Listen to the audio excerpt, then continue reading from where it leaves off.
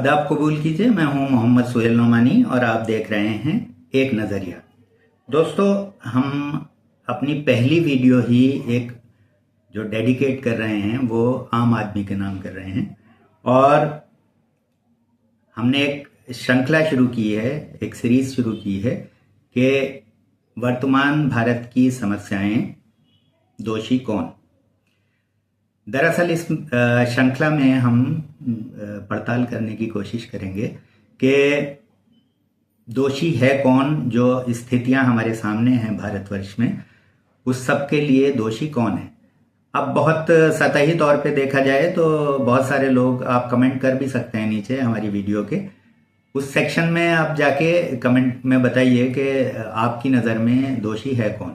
और बहुत सारे लोग इसके लिए राजनीतिक पार्टियों को, कोई एक ख़ास राजनीतिक पार्टी को जिम्मेदार मानेगा, कोई कहेगा कि नहीं इसके लिए तो न्यायपालिका जिम्मेदार है, कोई कहेगा कि नहीं कार्यपालिका जो एडमिनिस्ट्रेशन है उसमें बहुत सारे भ्रष्ट ऑफिसर हैं, बहुत सारे अफसर हैं जो भ्रष्ट हैं, उस सब की वजह से ऐसा हो रहा है। कुछ लोग लॉ एंड ऑर्डर में जो एजेंसीज लगी हुई हैं पुलिस को दोषी ठहराएंगे। तो इस तरह से सबका अपना अपना जो है नज़रिया है और हम कोशिश करेंगे कि हम आपके इस नज़रिए को एक इन डेप्थ जो है वो दें, एक गहराई में सोचने वाला नज़रिया दें। और हम कोशिश करेंगे कि आमतौर पे, सतही तौर पर जो दिखाई देता है कि राजनेता इसके लिए जिम्मेदार हैं या न्यायपालिका जिम्मेदार है या पुलिस और भ्रष्ट अफसर इसके लिए जिम्मेदार हैं, तो हम कोशिश करेंगे जो है अपनी इस सीरीज़ में कि हम उन लोगों से भी उनका पक्ष भी जानें और आखिर में किसी निष्कर्ष पे पहुंचे कि दरअसल दोषी है कौन। अब आइए हम कुछ फैक्ट्स आपके सामने रखते हैं इस से रिलेटेड।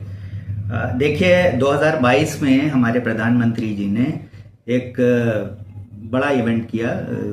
अच्छे खासे पैसे लगते हैं इवेंट में, जब भारतवर्ष में कोई इवेंट होता है।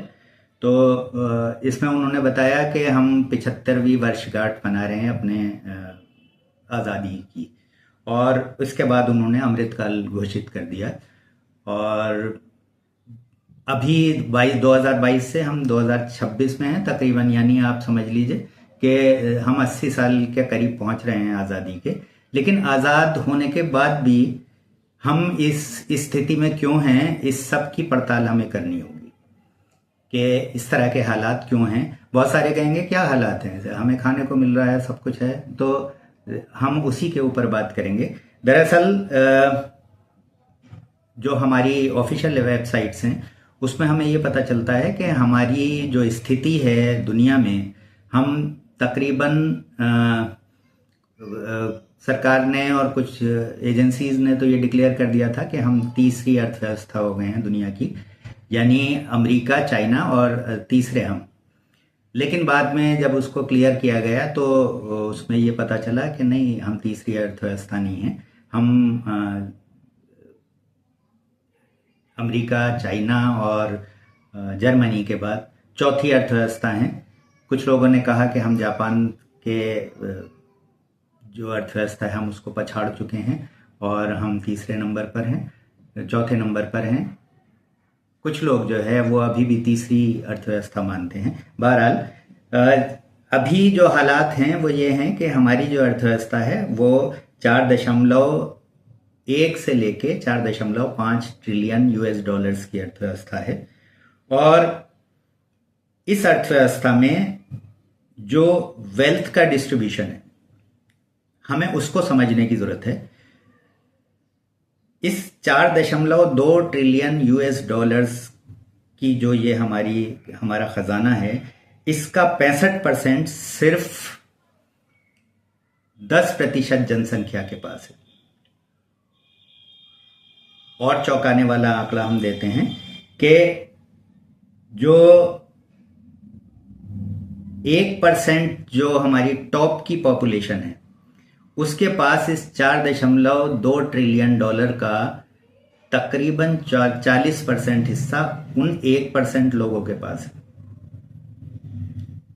आगे अगला आंकड़ा रखते हैं।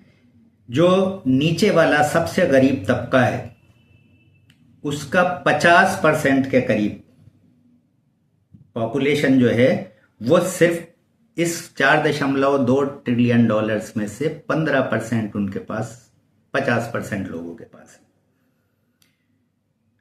अगला आंकड़ा, भारत सरकार जो है गरीबों को अंत्योदय अन्न योजना के तहत राशन डिस्ट्रीब्यूट करती है, फ्री राशन डिस्ट्रीब्यूट करती है। तो ये जिन लोगों को डिस्ट्रीब्यूट किया जाता है वो तकरीबन 81.35 करोड़, 81.35 करोड़ लोगों को सरकार बहुत गरीब मानती है और उनको ये मानती है कि वो उनके पास खाने के लिए भी पैसे नहीं है, इसलिए उनको पेट भरने के लिए फ्री राशन जो है वो दिया जाता है। अगला हम वो देखते हैं कि ये जो अंत्योदय अन्न योजना के तहत जो सरकार राशन बांटती है, इसमें ग्रामीण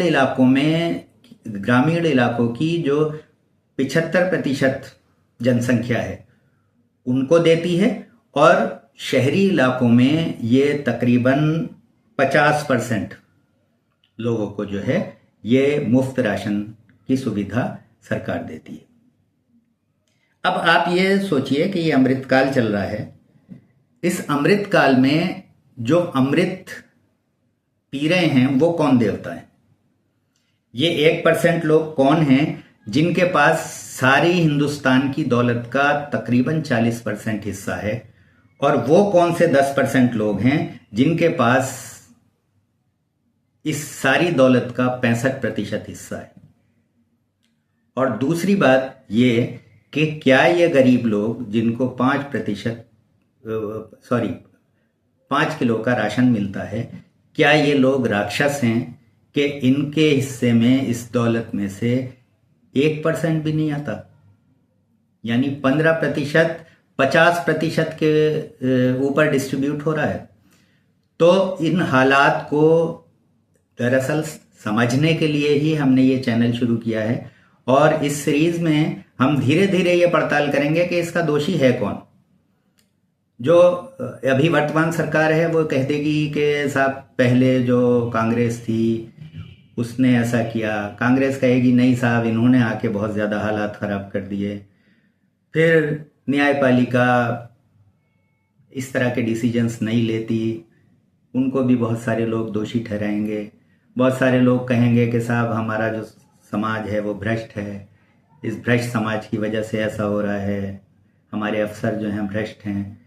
तो आइए हम अपने अगले एपिसोड्स में हम इसकी पड़ताल धीरे धीरे करने की कोशिश करेंगे, और हम ये जानेंगे, हम दरअसल उस चोर तक पहुंचेंगे कि दरअसल चोर है कौन जो जिसकी वजह से ये हालात आ रहे हैं। और मुझे यकीन है कि आप भी बिल्कुल उत्सुक होंगे ये जानने के लिए कि दरअसल इस सब हालात को लाने के पीछे कौन है जो इन हालात तक हमारे देश को लेके आया। क्योंकि हम ये समझेंगे कि कौन दोषी है, हम इस स्थिति को समझेंगे, तभी हम आगे चलकर इस स्थिति को सुधार सकते हैं, और आने वाले वक्त में हम एक विकसित राष्ट्र, विकसित भारत बना सकते हैं। धन्यवाद, शुक्रिया बहुत बहुत।